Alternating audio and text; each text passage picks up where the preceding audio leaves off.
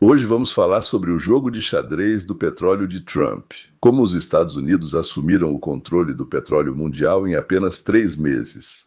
Amigos, se alguém disser que em abril de 2026 aconteceu algo comum, não acreditem. Diante dos nossos olhos, uma era chegou ao fim. Aquela mesma era que durou mais de 80 anos, desde 1943. Vou explicar por que escolhi essa data. Desde basicamente a metade da Segunda Guerra Mundial. Nesta semana, em apenas alguns dias, os Estados Unidos quase se tornaram um exportador líquido de petróleo bruto.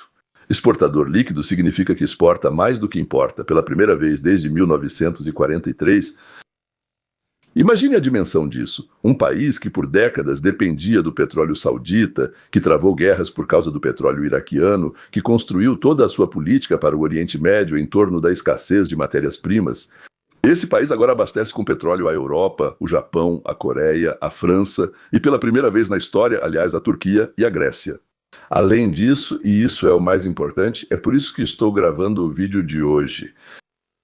Donald Trump, em 3 meses, passo a passo, cuidadosamente posicionou as peças no tabuleiro de xadrez mundial. De tal forma que a China, o segundo gigante econômico do planeta, ficou encurralada em 3 frentes. Pense você mesmo, Venezuela, Estreito de Hormuz e o Estreito de Malaca, menos conhecido por vocês.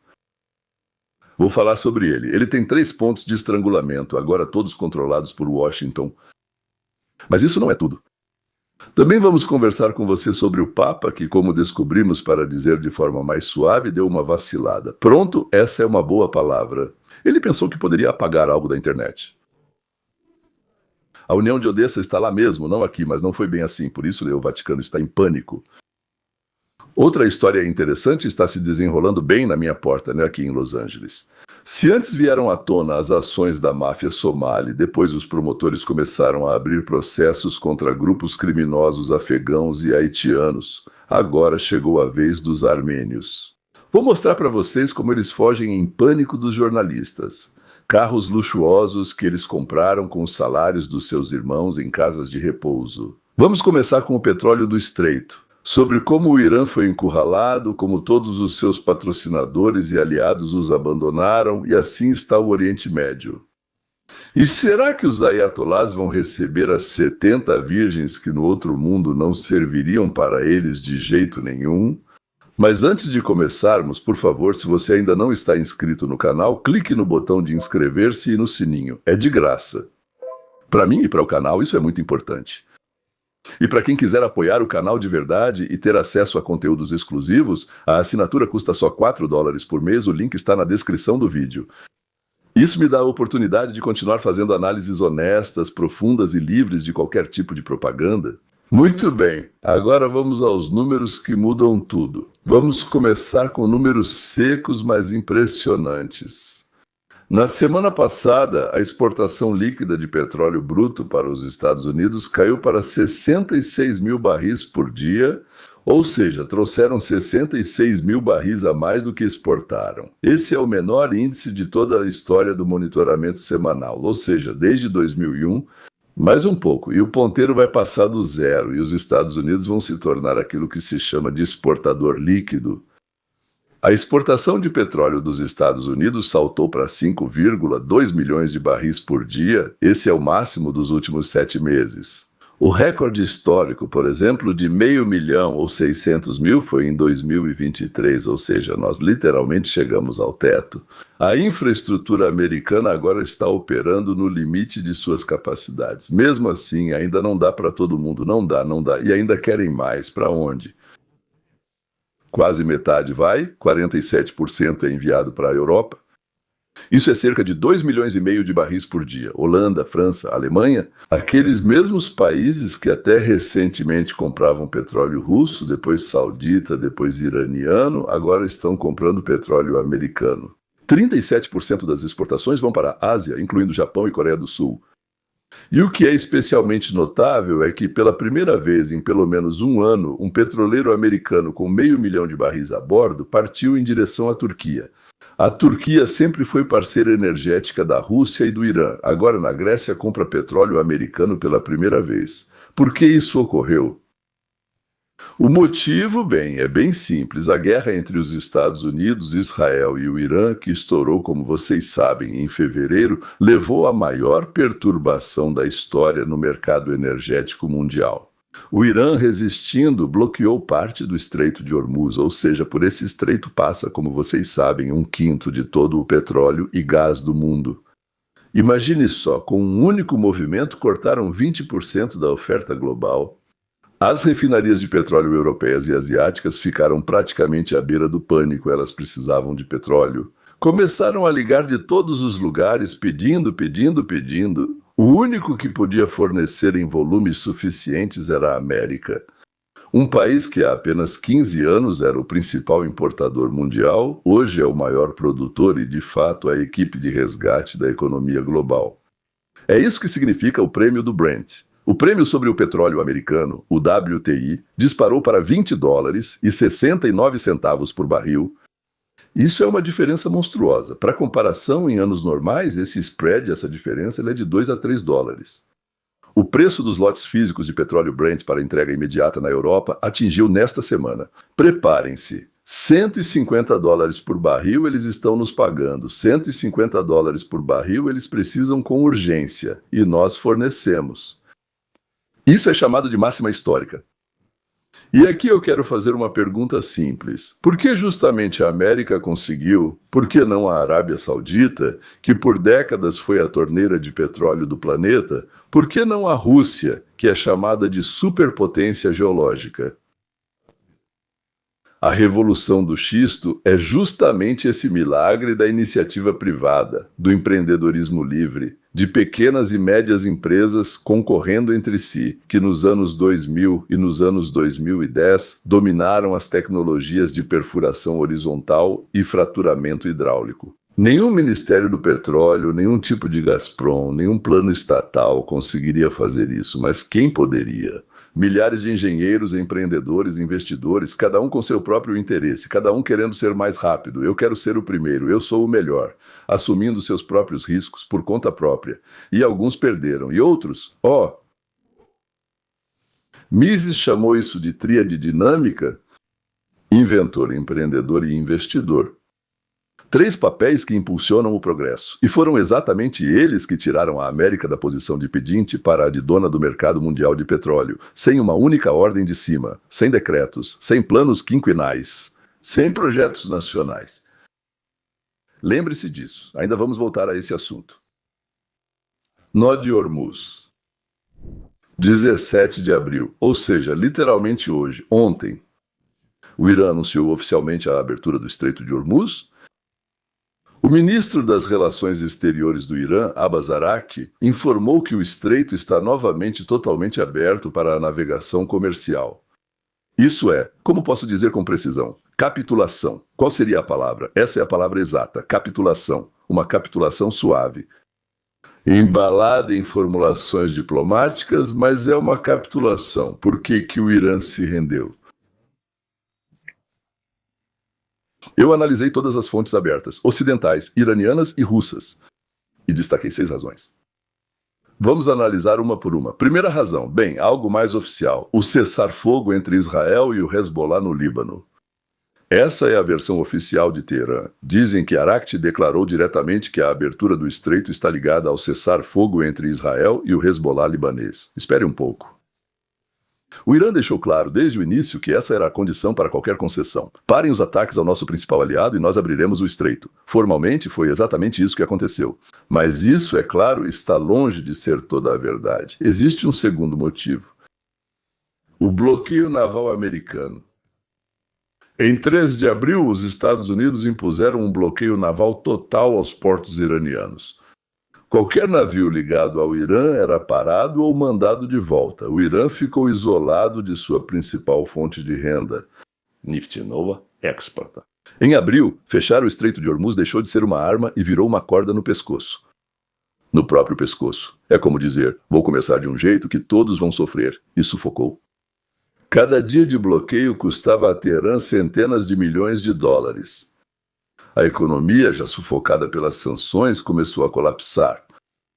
Terceira razão, perda do controle real sobre o estreito. Este é um ponto técnico importante. Mesmo antes da abertura oficial, alguns armadores simplesmente deixaram de cumprir as regras iranianas. As forças de desminagem começaram operações de desminagem e demonstrações de liberdade de navegação. Para o Irã estava cada vez mais difícil manter o mito de que controlava o estreito. Mais cedo ou mais tarde, essa ilusão cairia sozinha e Teherã preferiu não esperar pela humilhação. Quarta razão: progresso nas negociações.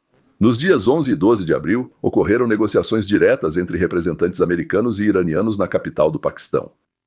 Formalmente, elas fracassaram, não há nenhum acordo final, mas, em particular, as partes avançaram. A Reuters informou que acordos liberaram cerca de $1 bilhão em ativos iranianos. A abertura do estreito é um gesto de boa vontade antes da próxima rodada de negociações, que deve acontecer literalmente nos próximos dias. Motivo número 5. Ameaças diretas de Trump e Vance. Donald Trump, do seu jeito habitual, declarou repetidamente que está pronto para destruir toda a civilização iraniana se o estreito não for aberto. No dia 14 de abril, o vice-presidente J.D. Vance acrescentou que a continuação do bloqueio mudará fundamentalmente o caráter das negociações. Senhores, isso não são apenas palavras, é um sinal claro. Estamos prontos para ir muito além do que vocês pensam. O governo iraniano finalmente entendeu isso. Levou bastante tempo para eles. Eles achavam o tempo todo que estavam sendo blefados. Não estavam blefando com eles. Sexta razão: isolamento econômico e pressão dos aliados.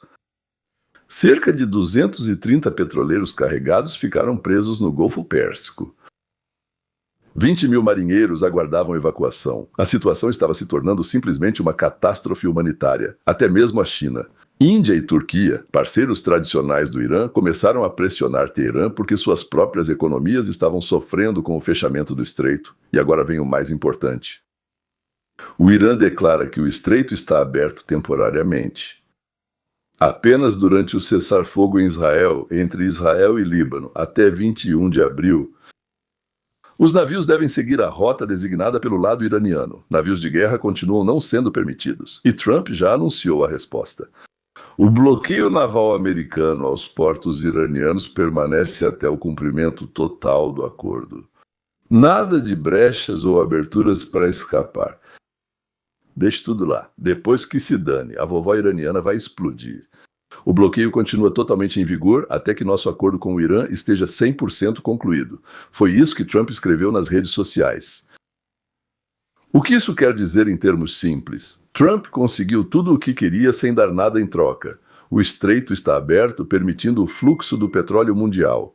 E os Estados Unidos continuam ganhando cerca de $150 por barril, fornecendo combustível para a Europa. O bloqueio ao Irã continua, ou seja, Teherã permanece sob asfixia econômica e é forçado a fazer novas e novas concessões. Isso não é diplomacia, senhores, isso se chama cirurgia. Bem, pode-se chamar isso de cirurgia econômica. Ou pode-se chamar assim também, ou seja, uma marretada no crânio. Poeira nuclear. Uma história à parte, e talvez a mais surreal desta semana, foi Trump ter chamado isso de poeira nuclear. No dia 17 de abril, Trump declarou literalmente o seguinte, eu cito: os Estados Unidos vão receber toda a poeira nuclear criada pelos nossos incríveis bombardeiros B-2. Nenhum dinheiro vai passar de mão em mão. Fim da citação. O que é poeira nuclear, você pode perguntar? É um eufemismo? Um nome politicamente maquiado para urânio altamente enriquecido que, segundo a Agência Internacional de Energia Atômica, permaneceu enterrado bem abaixo da terra após os ataques americanos em junho contra 3 instalações nucleares iranianas-chave. O mesmo urânio pelo qual durante décadas houve negociações, guerras de nervos, assassinatos de cientistas e ataques cibernéticos. E agora Trump diz, nós vamos pegar esse urânio de graça, sem um único dólar de compensação. E o Irã supostamente concordou. Oficialmente, Teherã não confirmou isso. E aqui precisamos ser honestos. Ainda não sabemos se isso é verdade, ou seja, até suspeitamos que o Trumpushka está mentindo. Trump adora se antecipar aos acontecimentos e anunciar acordos antes mesmo de serem assinados. Bem, assim é mais fácil vender a ideia. Além disso, causa confusão no campo inimigo. Mas se isso for verdade, e na verdade tudo está caminhando para que isso realmente aconteça no final, então algo sem precedentes vai acontecer. E é bem possível que Trump já entenda que isso vai acontecer. Pela primeira vez na história, um país que criou um programa nuclear ao custo de bilhões de dólares, décadas de esforços e um enorme empenho de todo o aparato estatal, entrega seu urânio enriquecido de graça. Sem acordo, sem garantia de segurança, sem desbloqueio de ativos, simplesmente entrega. É uma capitulação de tal magnitude que, na história dos séculos 20 e 21 só, pode ser comparada à renúncia da África do Sul às armas nucleares em 1991, e no Memorando de Budapeste eles escreveram todo tipo de bobagem lá. Fizeram de conta que estavam garantindo alguma coisa, mas garantiram só que, se alguém atacasse vocês, eles iriam reclamar sobre isso na ONU, não estava escrito mais nada. Ucrânia e África do Sul fizeram isso voluntariamente em tempos de ascensão, enquanto o Irã o faz sob pressão armada. Sob a mira. Sabe o que mais é importante? Trump impôs um bloqueio adicional. Até que o acordo esteja 100% concluído. Vocês não vão conseguir com 89%, senhores, e também não vai dar certo com 92%. 100%. Ou seja, a poeira nuclear está longe de ser o pacote completo. Esse é só o primeiro pagamento. Teherã ainda terá que entregar muito mais. Armadilha chinesa. Bem, agora provavelmente a parte mais importante do vídeo de hoje em termos globais. Aquilo para o qual tudo isso foi realmente posto em marcha pelos Estados Unidos e por Trump. E quando você entender isso, o quadro vai se encaixar, formando um todo muito bonito e harmonioso. No dia 13 de abril, 4 dias antes da rendição do Irã, aconteceu um evento que a mídia mundial decidiu ignorar. Os Estados Unidos e a Indonésia, veja só, a Indonésia assinaram o chamado Grande Acordo de Parceria de Defesa. Eles até deram a ele o nome de MDSP. Impressionante pelos termos do acordo. A Força Aérea dos Estados Unidos terá acesso ampliado ao espaço aéreo da Indonésia. Ou seja, pode voar o quanto quiser, fazer o que quiser, até bombardear se for preciso. Qualquer coisa, menos na Indonésia, claro. E nós vamos cooperar com você e ajudar. À primeira vista, você pode pensar que é só mais um acordo militar. Bem, é a Indonésia. Bem, é só a Força Aérea. O que tem de mais nisso? O acordo dá aos Estados Unidos a possibilidade de controlar. Agora vem o nome que eu disse que vocês provavelmente não conhecem. Estreito de Malaca é o estreito marítimo mais estreito e mais movimentado do mundo. Ele é mais estreito e mais movimentado do que o Estreito de Hormuz. Cerca de 80% de todo o petróleo importado pela China passa por esse estreito. Ou seja, é só fechar e pronto. 80%, praticamente todo o petróleo que movimenta a indústria chinesa. É só fechar ali. E o que vai acontecer na China? Agora vamos montar então o quebra-cabeça. Trump, em 3 meses, amigos, fez 3 movimentos nesse tabuleiro de xadrez global. Primeiro movimento. Janeiro de 2026, operação na Venezuela. Um país que possui a maior reserva comprovada de petróleo do mundo. Quanto tem lá? 303 bilhões ou 333 bilhões de barris, e que se tornou o principal fornecedor de petróleo sob sanção para a China. Não, na verdade, eles forneciam menos do que o Irã, agora se tornaram um dos principais. Tudo bem. Um dos 2 principais fornecedores. Isso está passando para a influência americana. Eles forneciam 400 mil barris por dia, ou seja, na Venezuela está perdida para a China. Segundo passo, fevereiro de 2026, guerra com o Irã e controle do Estreito de Hormuz. 25% do fluxo mundial de petróleo agora estará sob supervisão americana. Teherã, o principal exportador de petróleo sob sanção para a China, foi isolado de seu comprador. Terceiro passo. Abril de 2026, pacto de defesa com a Indonésia. Estreito de Malaca. 80%, lembro que a importação de petróleo da China fica sob potencial controle americano. 3 passagens. 3 gargalos, 3 chaves para a economia chinesa. Todas as 3 agora estão nas mãos dos Estados Unidos ou podem ser bloqueadas em até 24 horas. E começou. Percebam a escala dessa operação. É simplesmente impossível montar isso assim. Não é improvisação, não é acaso. É uma estratégia consistente e bem pensada de estrangulamento estratégico. Como diria Sun Tzu, vencer o inimigo sem disparar um único tiro. Ura. E o que isso significa para o Irã? É o seguinte: Teherã se mantinha de pé por uma coisa: o apoio da China. Ou seja, 80% do petróleo iraniano era enviado à China por uma frota fantasma de petroleiros que trocavam de bandeira, desligavam transponders e transferiam petróleo entre navios no mar. Foi a China que permitiu ao Irã sobreviver sob sanções. Era para os navios chineses que o Irã deixava passar petróleo pelo Estreito de Hormuz, mesmo quando o estreito estava fechado para o Ocidente. Mas o pacto com a Indonésia abalou toda essa estrutura. Se o Estreito de Malaca estiver sob vigilância americana, a frota fantasma de petroleiros se torna vulnerável. Eles podem simplesmente inspecionar tudo lá.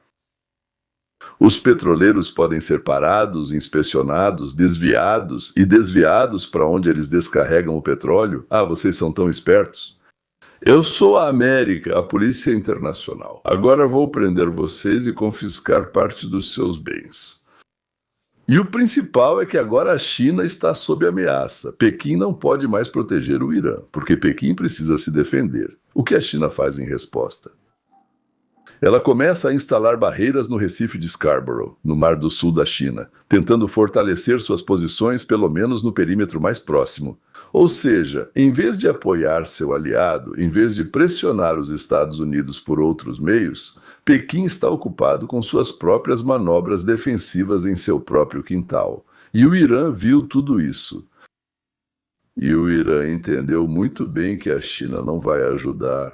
Além disso, o próprio Pequim agora está sussurrando para o Irã: façam um acordo, não podemos mais proteger vocês. E isso, tenho certeza, foi o fator decisivo, a decisão de abrir o Estreito de Hormuz.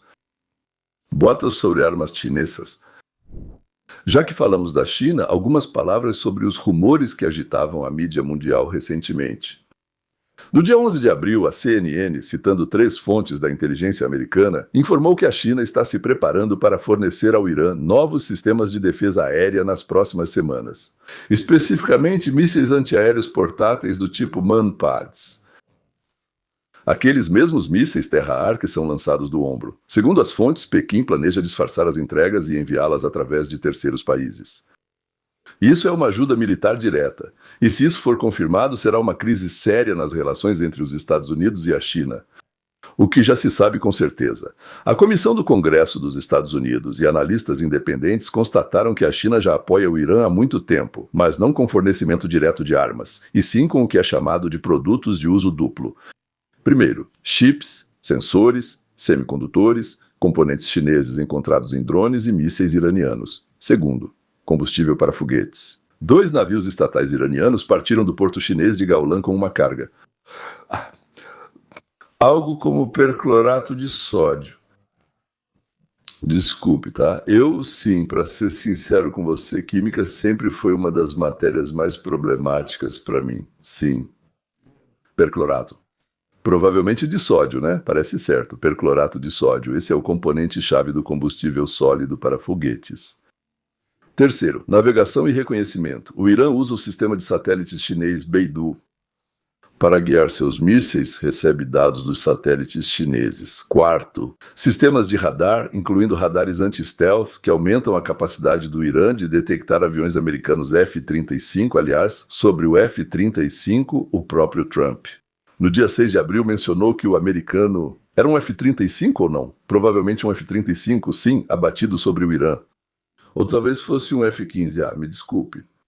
Foi atingido por um míssil portátil com orientação por calor. Exatamente desses mísseis antiaéreos portáteis que, segundo informações de inteligência, a China pretende fornecer. A China, é claro, nega tudo. O representante da embaixada da RPC em Washington declarou que a China nunca forneceu armas para nenhum dos lados do conflito. Lembram que falei de forma engraçada dias atrás que também não fornecerá no futuro. O Ministério das Relações Exteriores da China classificou as acusações como infundadas e caluniosas. Quanto mais eles negam, mais parece verdade. Trump reagiu bem ao seu estilo. Em 13 de abril, ele ameaçou a China com tarifas de 50% Se as entregas forem confirmadas, claro. E em 15 de abril ele afirmou que Xi Jinping supostamente concordou em não enviar armas para o Irã. Trump até acrescentou que Xi vai abraçá-lo forte quando ele for a Pequim em maio. Talvez ele até abrace mesmo, aliás, vai saber. Não é possível confirmar esse acordo de forma independente, mas o simples fato de o diálogo ocorrer nesse tom, com ameaça de tarifas e promessa de Xi de não fornecer, já revela muito. A China não está em posição de força, mas se defendendo e se justificando, não negocia sobre Taiwan ou o Mar do Sul da China. É sobre vocês não punirem pela entrega de mísseis antiaéreos portáteis. Isso é uma mudança colossal no equilíbrio de poder em apenas 3 meses. Em apenas 3 meses. Tweets, papais. E agora, uma história que ilustra perfeitamente como a máquina política funciona nos lugares mais inesperados.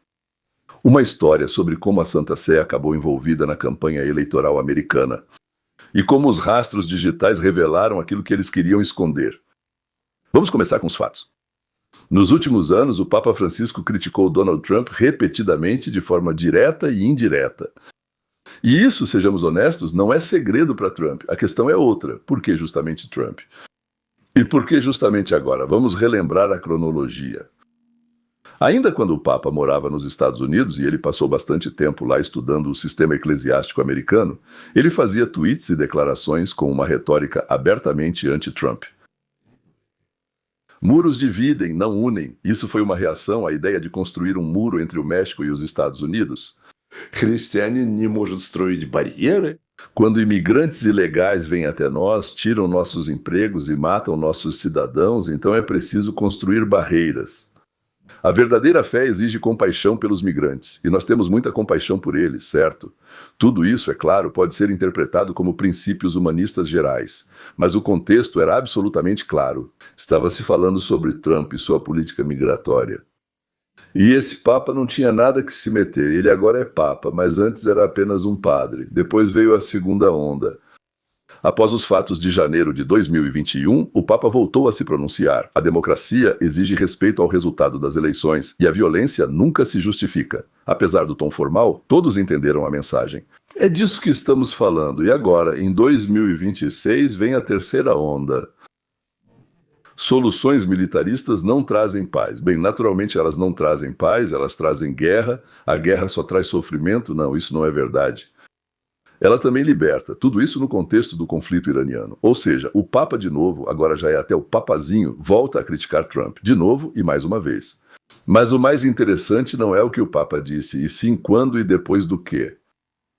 Porque surgiu um detalhe incrivelmente curioso, vocês vão gostar muito agora.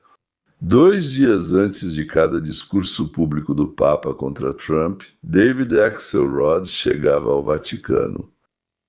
Aquele mesmo Axelrod, ex-principal conselheiro de Barack Obama, que, bem, é chamado de arquiteto das campanhas eleitorais dele. Um homem que ainda é considerado um dos estrategistas democratas mais influentes dos Estados Unidos. E aqui está o interessante. Axelrod não vinha como turista e nem como católico. Ele veio com uma missão específica. Segundo várias fontes no Vaticano, onde vazamentos ocorrem tão frequentemente quanto em outras organizações políticas. Axelrod entregou ao Papa uma mensagem de "Vocês adivinharam? Barack Hussein Obama". A essência da mensagem era simples. Os católicos americanos devem se afastar de Trump, e a voz do Papa é fundamental nessa questão. Papazinho. A pátria ou o partido está chamando? Imagine a cena. Um ex-presidente dos Estados Unidos, através de seu aliado, instrui o chefe da Igreja Católica, e ele mesmo é muçulmano. Como influenciar os eleitores americanos? E o Papa obedece prontamente. Tweets, declarações e comentários espontâneos a jornalistas, tudo conforme o cronograma. A visita de Axelrod acontece 2 dias antes de cada discurso. E o mais impressionante dessa história? Seletividade. A crítica do papai, claro, papal. O Irã, nos últimos 1 ano e meio, matou mais de 35 mil pessoas durante os protestos. 35 mil estudantes, trabalhadores, mulheres que só queriam tirar o hijab. Manifestantes pacíficos foram mortos a tiros nas ruas. Foram torturados nas prisões e enforcados em execuções públicas. O Papa disse alguma coisa? Nenhuma palavra. No Irã, ainda executam gays publicamente só por serem gays. Mulheres eram apedrejadas até a morte por adultério, mesmo sem provas. Bastava o marido acusar: ela me traiu. Toda a família, até crianças, era obrigada a jogar pedras. Se você não jogar, vão apedrejar você também. Pessoas inocentes são jogadas na prisão por lerem livros proibidos. Pode ser apenas um romance qualquer. Ou por criticar o regime online, como com Putin. O Papa condenou essa tirania? Nunca. Mas Donald Trump, esse sim é horrível. Olha, Israel, os judeus e Donald Trump, essa é a pior coisa do mundo. Donald, a ameaça à paz. Trump é, ao que parece, contra os valores cristãos. Para isso, o Papa encontra tempo, palavras e tweets. Entende qual é o problema? Isso não é sobre religião nem sobre moral. É sobre política comum, pura e simples. A política mais comum, terrena e suja. O Vaticano, que por 2000 anos se posicionou como uma instituição acima dos interesses mundanos. Bem, mentiram por 2000 anos seguidos. Mas nunca antes ele foi um instrumento do Partido Democrata americano. Já foi de tudo. Jogavam por si mesmos, pelos franceses, pelos espanhóis, mas do Partido Democrata americano nunca tinha sido antes. E isso é uma catástrofe, aliás, não para o Trump, não para os republicanos. É uma catástrofe para a Igreja Católica. Porque quando um líder religioso começa a trabalhar sob encomenda de políticos, ele deixa de ser um líder religioso, ele se torna um estrategista político. Só que a única diferença é que ele está de saia. Como é que chama mesmo? Batina. E os católicos entendem isso. Os católicos americanos, que tradicionalmente votavam nos democratas, estão migrando em massa para os republicanos. Não porque passaram a gostar do Trump, mas porque eles se decepcionaram com o Papa, que traiu a confiança deles por conveniência política. E sabe-se lá por quê. Já pegaram ele em alguma coisa. Sabe? Os arquivos de Epstein, quem sabe? Rastros digitais, tweets, visitas de Axelrod, coincidências de datas, tudo isso já está publicamente disponível. A internet, como já lhe disse, não esquece nada, incluindo as concessões do Papa, um olhar através do prisma. E agora, amigos, a parte mais importante da nossa conversa de hoje. Porque notícias são boas, mas sem o enquadramento do piloto, elas se transformam em um fluxo interminável de ruído. Vamos olhar para o que está acontecendo através da lente da ciência da liberdade. Primeiro, Ludwig von Mises nos ensinou: economia não é uma esfera separada da vida, ela é a própria vida. Todas as decisões políticas, todas as guerras, todas as revoluções, no final das contas, se resumem a uma coisa: a economia. E a situação de hoje é uma ilustração perfeita disso. O Irã capitulou não porque perdeu uma campanha militar. A campanha militar, na verdade, ficou entrincheirada e poderia ficar lá por 100 anos. O Irã capitulou porque sua economia sufocou. O bloqueio naval, a exportação cortada, os petroleiros presos, 20 mil marinheiros sem comida e água, aliás, foi isso que quebrou o regime dos ayatolás. Nem mísseis, nem bombas. Uma conta no livro de contabilidade. Segundo, Friedrich von Hayek alertou: qualquer tentativa de planejamento centralizado em um sistema complexo está fadada ao fracasso. O regime iraniano planejou sua influência na região por 47 anos. Construiu o que chamavam de crescente xiita. Bilhões foram investidos no Hezbollah, na Síria, nos Houthis, construindo hierarquia, controle, uma pirâmide de proxies, enquanto os Estados Unidos agiram em 3 meses. Toda essa pirâmide. Nem quero dizer o que fizeram. Sem construir o seu próprio, mas usando forças espontâneas. Setor petrolífero privado, produtores descentralizados, fluxos de comércio de livre mercado. A pirâmide desabou. Por quê? Porque seu sistema de distribuição não conseguiu suportar a pressão. Terceiro, outro homem sobre quem eu já falei muito para vocês, Frederico Bastiat. Seu famoso janela quebrada. Em russo, provavelmente soa assim: guerra. A janela piramidal na escala da civilização. Aqueles que olham superficialmente veem apenas a revitalização da indústria, ou veem apenas o aumento da demanda por petróleo, oportunidades para os exportadores. Mas nós, leitores de Bastiat, vemos o que não é visível. E aqui está o mais importante do que é visível e do que não é visível. É por causa disso que ele se tornou uma celebridade mundial. Terminais de petróleo incendiados, marinheiros mortos, investimentos perdidos, vidas destruídas, petróleo a $150. Isso não é prosperidade, isso são sinais de catástrofe. Nossa tarefa não é nos alegrarmos porque a América está lucrando, mas sim entender a que preço a humanidade está conseguindo esse ganho. Bem, este é o quarto e o mais próximo de mim. Andrew Galambos, criador da ciência volátil. Volitional Science. Ele nos ensinou. A verdadeira liberdade é proteger a propriedade primária e secundária do ser humano. Sua vida, seus pensamentos, sua propriedade, qualquer guerra é uma violação em massa desses direitos. Por isso, mesmo quando o nosso lado vence, o verdadeiro filósofo da liberdade deve perguntar: será que poderia ter sido diferente? Seria possível alcançar o mesmo resultado de desarmamento do programa nuclear iraniano, liberdade de navegação, proteção de Israel sem mortes, sem destruição? A história dirá. Mas é nosso dever fazer essa pergunta. Aliás, eu acho que neste caso específico não havia outra opção. Simplesmente essa pergunta precisa ser feita. E por fim, por assim dizer, a querida de muitos de nós, Ayn Rand. A principal ideia dela é que o produtor, o criador, é a espinha dorsal moral da civilização. Olhe para o que está acontecendo mais uma vez. Quem dita as regras da política mundial hoje? Quem tem petróleo? E quem tem petróleo? Aqueles que sabem extraí-lo. E quem sabe? Pessoas livres trabalhando em uma economia livre. O engenheiro texano que inventou a perfuração horizontal. O empresário texano que arriscou seu próprio dinheiro. O investidor texano que acreditou na tecnologia. Milhões de Atkinsons, milhões de Golds. Foram eles e não os generais ou presidentes que venceram também esta guerra. São eles, no final das contas, a quem devemos ser gratos. O silêncio armênio. Agora, da geopolítica global para o que está acontecendo bem aqui debaixo do meu nariz, na cidade de Los Angeles. Uma história que mostra que a corrupção é algo internacional, que representantes de todas as nacionalidades, sem exceção, sabem roubar. Nos últimos anos, os promotores federais têm desmontado metodicamente esquemas criminosos ligados a casas de repouso. Primeiro, trouxeram à tona as ações da máfia da Somália. Isso foi em Minnesota, em Minneapolis. Eles roubavam do Medicare, emitindo atestados falsos de assistência médica. Depois chegou a vez dos afegãos. O esquema era parecido, mas, aliás, mais sofisticado. Depois vieram os haitianos com seus métodos específicos, mas igualmente colocando a mão no mesmo bolso. E agora chegou a vez dos armênios. E devo dizer, a escala impressiona. O esquema, em linhas gerais, funcionava assim. Os proprietários e administradores das casas de repouso, em sua maioria de origem armênia, inflavam os custos de cuidados, emitiam faturas falsas por procedimentos médicos que nunca foram realizados e tratavam os pacientes com medicamentos que eles nunca recebiam. O dinheiro vinha do programa governamental Medicare, ou seja, do bolso dos contribuintes americanos. E o tamanho disso? Segundo dados preliminares, estamos falando de valores de 50 a 100 milhões de dólares para cada organização mafiosa, para cada grupo que era formado.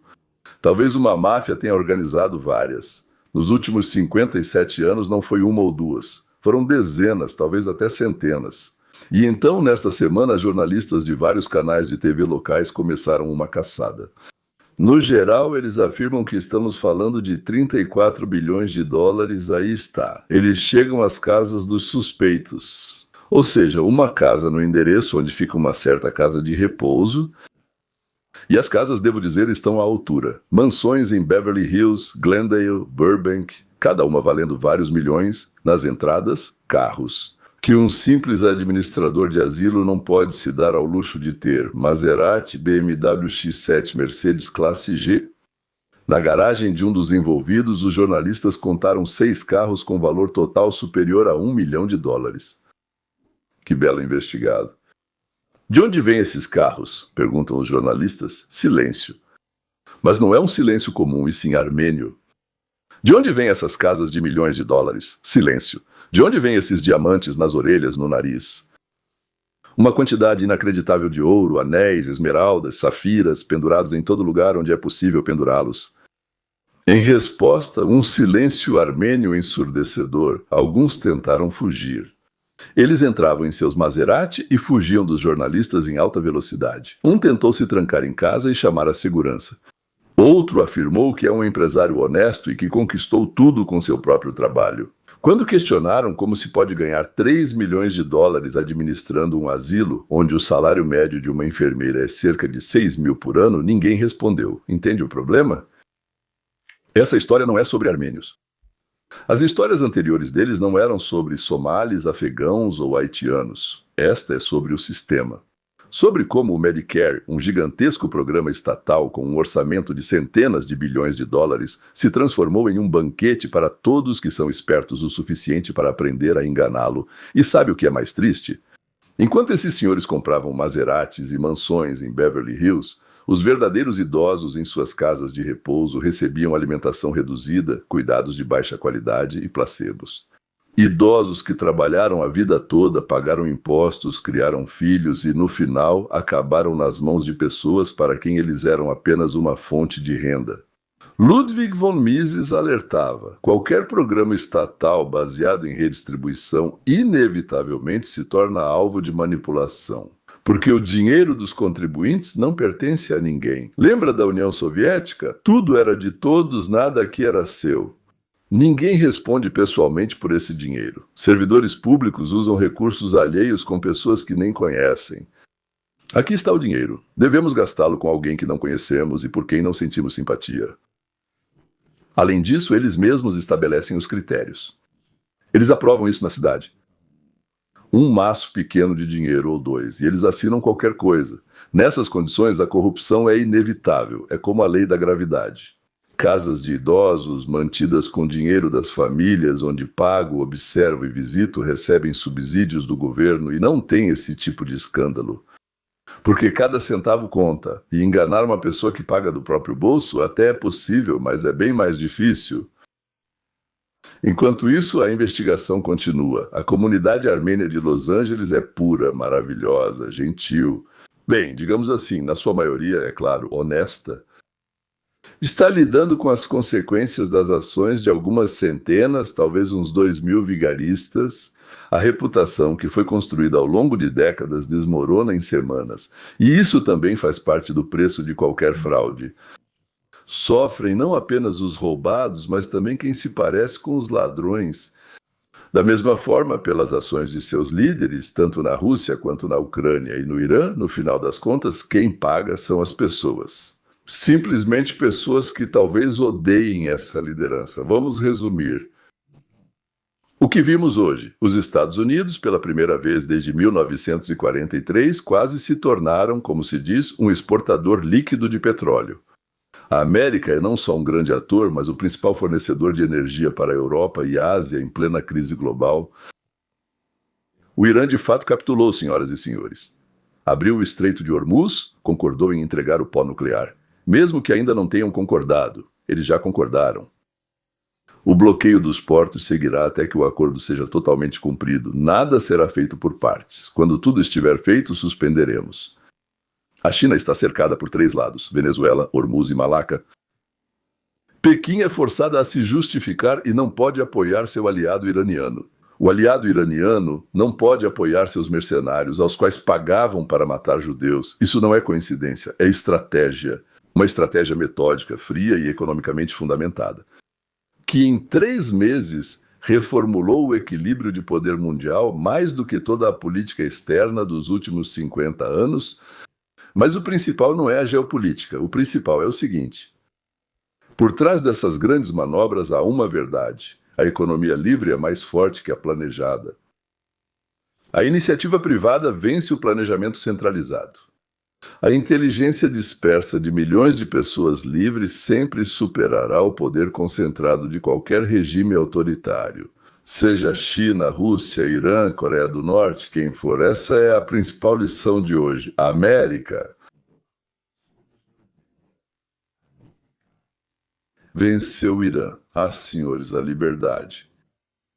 Não foi a liberdade que venceu. Por enquanto, nesta etapa, nesta partida específica, mas pela frente, claro, novos movimentos, novos desafios. E a vitória final da liberdade, se é que isso é possível, a vitória final da liberdade depende de conseguirmos mantê-la em nossa própria casa. Porque nós, claro, estivemos à beira do abismo. Como disse Ronald Reagan, podemos perder se uma geração não entender o valor dela. Uma geração não entende o valor e ela está perdida. E isso já não é uma questão para Trump ou para Xi, é uma questão para cada um de nós.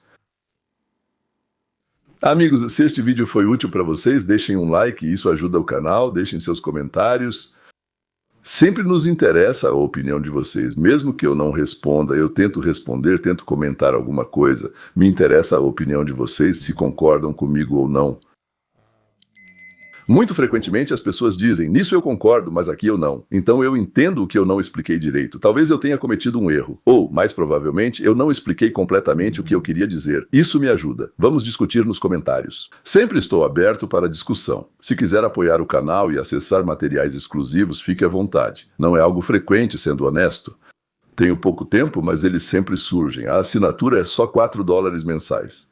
É pouco, mas para mim, para o canal, é uma oportunidade de continuar fazendo conteúdo independente e, sempre que possível, honesto. Talvez eu esteja dizendo algo errado, mas basicamente, se eu não souber de algo ou se eu tiver aprendido algo errado, eu juro pela minha mãe, como dizem meus parentes georgianos. Eu tento relatar os acontecimentos de forma honesta, pelo menos da maneira como eu acredito que eles acontecem. Convido vocês para meu curso Ciência da Liberdade, o Mapa para a Liberdade. Detalhes na descrição do vídeo. Aqui quem falou com vocês foi Leon Weinstein. Até a próxima.